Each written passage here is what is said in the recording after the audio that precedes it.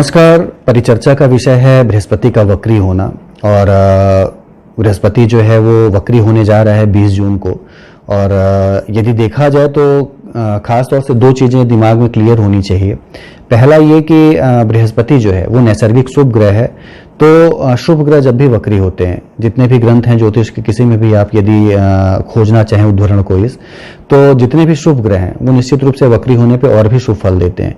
तो इसमें कोई संशय नहीं है कि बृहस्पति जो है वो वक्री हो रहा है तो आपके लिए कोई अशुभ फल लेके आ रहा है, अनिष्ट करेगा आपका। तो ये चीज दिमाग से निकाल दें कि बृहस्पति जो है वक्री होके आपको कोई अच्छे फल नहीं देने जा रहा है। दूसरी चीज ये है कि बृहस्पति का वक्री होना कोई बहुत बड़ी घटना नहीं है खगोलीय। ये हर साल ही वक्री होता है और हर साल जो है 4 से 5 महीने ये वक्री ही अवस्था में रहता है। अधिकतर कुंडलियां जो आप देखेंगे पैदा हुए लोगों की, उसमें बृहस्पति आपको वक्री मिल जाएगा। तो बहुत बड़ी घटना नहीं है। तो ये दोनों चीजें क्लियर रखिए कि बृहस्पति का वक्री होना एक सामान्य घटना है और शुभ ग्रह है नैसर्गिक, तो शुभ फल ही देगा, इसमें कहीं से कोई संशय नहीं है। तो आइए चर्चा करते हैं कि वक्री हो रहा है। चूंकि इस बार मैंने राशियों की जगह तत्वों को लिया है। बृहस्पति जो है कुंभ राशि जो है उसकी वायु तत्व की राशि है और उसमें वक्री हो रहा है। और जो भी अन्य राशियां हैं वायु तत्व की राशियों पर वीडियो बन चुकी है। पृथ्वी तत्व की राशियों के साथ उसके संबंध कैसे रहेंगे। वायु तत्व की राशि में वक्री हो रहा है और पृथ्वी तत्व की राशियां मानी जाती हैं जो कि एकदम स्थिर राशियां मानी जाती हैं।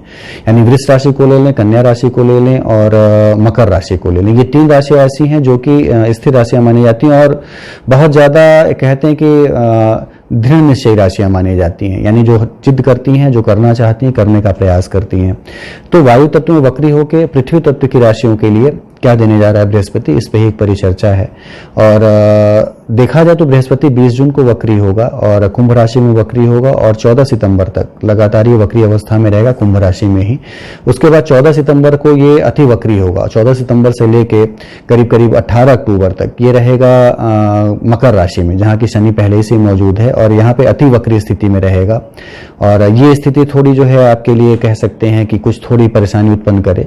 लेकिन यदि वक्री है, पहले भी मैंने बोला कि यदि वक्री है बृहस्पति शुभ ग्रह है तो अच्छे ही फल देगा, थोड़े कम अच्छे दे सकता है, यही चीज कर सकता है। तो 14 सितंबर से लेके 18 अक्टूबर तक मकर राशि में वक्री रहेगा। उसके बाद 18 अक्टूबर से लेके 20 नवंबर के आसपास तक ये मकर राशि में ही मार्गी रहेगा। वापस फिर ये कुंभ राशि में 20 नवंबर के आसपास चला जाएगा। तो इतने गोचर हैं इसके, 120 दिन का करीब करीब वक्रत्व काल है इसका और 120 दिन में ये काफी अच्छे फल लेके आएगा। कहीं कोई ऐसा संशय नहीं है कि आपको खराब फल दे। एक चीज और भी है जो कि इस संदर्भ में बताने योग्य है, ये है कि इस समय अवधि में 3 ग्रह वक्री होंगे। एक तो शनि वक्री हुआ है 23 मई को, जैसा कि सभी लोग जानते हैं। और इसके साथ साथ बुध भी वक्री है, साथ ही साथ जो है बृहस्पति भी वक्री है। तो 3 ग्रहों का वक्री होना, और जब ये अति वक्री होंगे तीनों ग्रह तो मान के चलिए कि बहुत अच्छा फल नहीं देंगे। और ये समय जो है वो 27 सितंबर से लेके करीब करीब 18 अक्टूबर तक का समय है जिसमें ये अति वक्री होंगे। तो अति वक्री जब होते हैं ये ग्रह तो निश्चित रूप से पद में, मान में, प्रतिष्ठा में कमी लाते हैं। कोई उच्च कोटि का नेता जिसके पद और मान प्रतिष्ठा में कमी आए और अंतर विरोध बढ़े, कह सकते हैं अंतर्राज्यीय संघर्ष बढ़े, एक देश का दूसरे देश से कुछ न कुछ संघर्ष हो, कह सकते हैं। और बहुत अच्छा जो कह सकते हैं एक समय न रहे ये 27 सितंबर से लेकर 18 अक्टूबर तक का। और हो सकता है जो कि अभी कोविड की महामारी आपको कमी दिख रही है इसमें कि ये चीजें कम होती जा रही हैं, हो सकता है उसमें थोड़ा उसमें आपको ग्रोथ दिखे, यानी कोविड फिर से थोड़ा बढ़ता हुआ आपको लगे। तो ये समय अवधि में आपको थोड़ा सतर्क सावधान रहना होगा। 27 सितंबर से लेकर 18 अक्टूबर के बीच कर्मों में एक निरंतरता और अच्छाई बनाए रखें ताकि बहुत ज्यादा अनिष्ट फल मिलने की आशंका ना हो। तो इतनी चीजें थी। बाकी पृथ्वी तत्व की राशियां मैंने बताया कि वृष राशि है, कन्या राशि है और मकर राशि है। तो आइए देखते हैं कि इनके लिए गोचर जो है ये बृहस्पति का वक्री होना जो है ये क्या लेके आ रहा है। खासतौर से यदि वृष राशि को देखा जाए तो उनके दशम भाव में बृहस्पति वक्री होगा और दशम भाव जो है कर्म भाव माना जाता है, कर्मेश माना जाता है। दशम भाव से उसकी दृष्टियां देखें आप तो पंचम दृष्टि उसकी जो है आपके धन भाव पे पड़ेगी, अचल संपत्ति का भाव है वो, और वाणी का भाव है, संपूर्ण पारिवारिक जीवन का भाव है सेकंड हाउस। तो पंचम दृष्टि उसकी आपके सेकंड हाउस पे पड़ेगी। सप्तम दृष्टि आपके सुखेश पे पड़ेगी, चतुर्थ भाव पे, माता के भाव पे है, भूमि भवन वाहन के भाव पे है। और साथ ही जो उसकी नवीं दृष्टि है वो पड़ेगी छठे भाव पे। तो इन राशि वालों के लिए, यानी वृष राशि ले लें आप, कन्या राशि ले लें और मकर राशि वालों के लिए भी बृहस्पति का गोचर बड़ा अच्छा है। वृष राशि की बात हो रही है तो वृष राशि के लिए एक तो आपके धन में उन्नति करेगा, आपके वाणी में उन्नति करेगा। और इस समय वो लोग, बृहस्पति जब भी मजबूत होता है तो वो लोग जो कि ज्ञान के फील्ड से जुड़े हुए हैं, एजुकेशन के फील्ड से जुड़े हुए हैं, स्टडी के फील्ड से जुड़े हैं, प्रीचर हैं, कहीं उपदेश देते हैं, कंसल्टेंसी का कार्य करते हैं, उनके लिए बड़ा ही शानदार एक फल लेके आता है। तो ये बृहस्पति जो है निश्चित रूप से एक अच्छे फल देगा आपके सेकंड हाउस को देख के। सप्तम दृष्टि डालेगा चतुर्थ भाव पे, तो माता का सुख, वाहन का सुख और माता के साथ संबंध अच्छे होना, यात्राओं में अच्छे आपको लोगों से एक मुलाकात होना, यात्राएं आपकी फलीभूत होना, ये सारी चीजें बृहस्पति यहाँ पे देगा। कर्म आपके बड़े अच्छे बनाएगा। कर्मेश जब अच्छा हो आपका तो मान के चलिए कि आपके कृत्य जो होते हैं बड़े धार्मिक, बड़े सांस्कारिक होते हैं।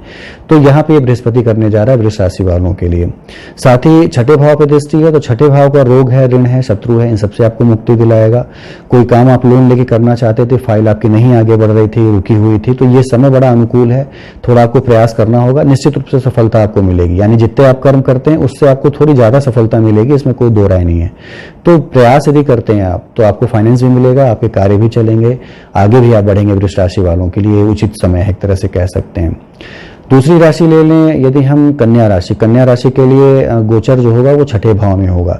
यदि कन्या राशि को देखा जाए तो कन्या राशि जो है एक प्रबल, कहते हैं मानसिक रूप से प्रबल होते हैं, बहुत ही लोग स्थिर होते हैं और जो चीज करते हैं उसको काफी सोच विचार के करते हैं। तो इनके इस क्वालिटी में बृहस्पति और भी वृद्धि करने जा रहा है, क्योंकि छठे भाव में जब वक्री होगा बृहस्पति तो निश्चित रूप से रोग ऋण शत्रुओं से के भय से आपको मुक्ति दिलाएगा। पंचम दृष्टि जो है आपके कर्म भाव पर पड़ेगी, कर्म आपके बड़े अच्छे कराएगा, उच्च अधिकारियों से सहयोग मिलना, उनसे सहयोग लेकर अपने कार्य निकाल लेना।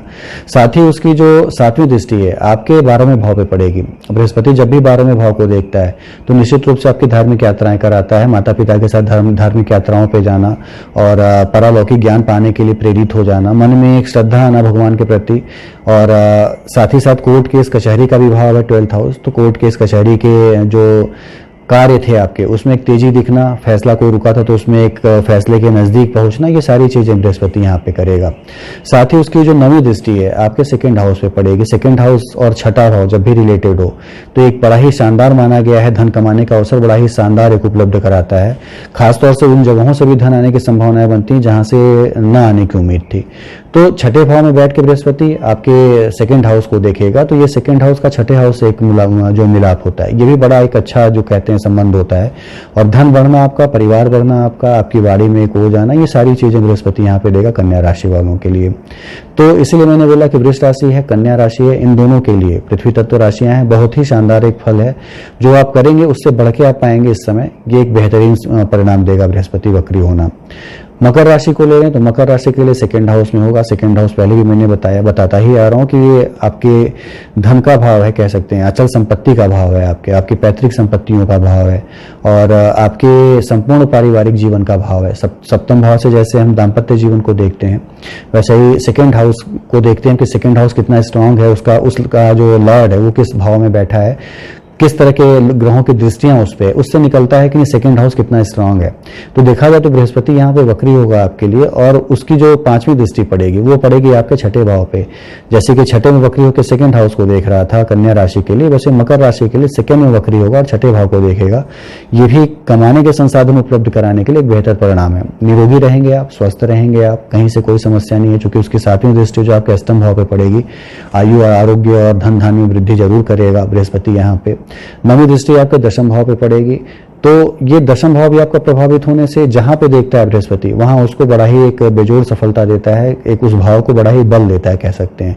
तो कर्मेश को जब देख रहा है तो कर्म बड़ा ही मजबूत हो जाना और राजकीय प्रशासनिक सहयोग मिलना, ये सारी चीजें बृहस्पति यहाँ पे करेगा। पद की उन्नति आपकी रुकी हुई थी तो उसमें एक बढ़ोतरी मिलेगी आपको, एक अस्थायी बढ़ोतरी देखने को बृहस्पति यहाँ पे देगा आपको मकर राशि वालों के लिए। तो देखा जाए तो ये जितनी भी राशियां हैं सभी की, यानी वृष राशि को ले लें, कन्या राशि को ले लें और आपके मकर राशि को ले लें, इनमें इनका सेकेंड हाउस, इनका छठा भाव, इनका 12वां भाव कहीं ना कहीं से प्रभावित है बृहस्पति के शुभ दृष्टि से। तो इनको भी फल मिलने की संभावनाएं जो वो बढ़ जाती हैं और काफी ज्यादा एक सहूलियत मिलने की संभावनाएं बन जाती हैं। यदि आप कोई कार्य कर रहे हैं, कोई शुरुआत करना चाहते हैं तो बड़ा ही उचित अवसर है। ये तीनों राशि के लोग, पृथ्वी तत्व की तीनों राशि के लोग शुरुआत करें, सफलता मिलने एक तरह से तय मानी जाएगी इस वक्रत्व काल में। 120 दिन का वक्रत्व काल है बृहस्पति का, ये सफलता देने के लिए सफिशिएंट है। यदि आप शुरुआत करते हैं तो वो आपके पूरी लाइफ के लिए एक शुरुआत होगी, आपके लाइफ को स्टेब्लिश करने की एक शुरुआत होगी। तो इतनी चीजें हैं। बाकी अपनी नैसर्गिक कुंडली में भी बृहस्पति देखा करें आप कि बृहस्पति आपकी कुंडली में किस भाव में गोचर की हुई है, वक्री है कि नहीं है। और यदि अच्छा है कुंडली में भी आपके, तो ये वक्रत्व काल निश्चित रूप से आपके लिए है, आपके लिए एक सुनहरा अवसर है, कह सकते हैं गोल्डन समय है आपके लिए, गोल्डन चांस है। पूरे प्रयास करिए, सफलताएं जरूर आपको मिलेंगी। और यदि नैसर्गिक कुंडली में थोड़ा पाप प्रभावित है, बुरे ग्रहों से दृष्ट है या भाव में अच्छा नहीं है, तो इस फल में थोड़ी न्यूनता आने की संभावनाएं बन जाती हैं। तो उसके लिए आपको जब भी लगे कि बृहस्पति हालांकि शुभ ग्रह है, शुभ फल ही देगा, लेकिन लगे कि आपके आशानुरूप नहीं दे पा रहा, तो बृहस्पति भगवान की आराधना करें और विष्णु जी की आराधना करें बृहस्पतिवार को। केले के पेड़ में जल चढ़ाना, चने की दाल चढ़ाना, गुड़ चढ़ाना और पीला पेड़ा चढ़ाना, पीला फूल चढ़ाना, ये एक नॉर्मल पूजा है बृहस्पति भगवान की। और निश्चित रूप से इसके बड़े ही शानदार परिणाम भी मिलते हैं। एक तो पाप कर्म जो होते हैं आपके, उसमें एक कमी देखने को मिलती है, पाप प्रभाव में कमी देखने को मिलती है, शुभ कर्मों में बढ़ोतरी और सकारात्मक सोच में बढ़ोतरी, ये सारी चीजें देखने को मिलती हैं। तो पृथ्वी तत्व राशि वालों के लिए एक बेहतरीन अवसर है, कह सकते हैं। पूरे अपने प्रयासों को शुरू करिए, तो बृहस्पति का वक्री होना एक शानदार फल लेके आएगा, कहीं कोई संशय नहीं है। बाकी शुभकामनाएं हैं आपको कि आप तेजी से आगे बढ़ें और बृहस्पति के वक्रत्व काल में काफी कुछ आपको नई चीजें हासिल हों जो आप पाना चाहते हैं।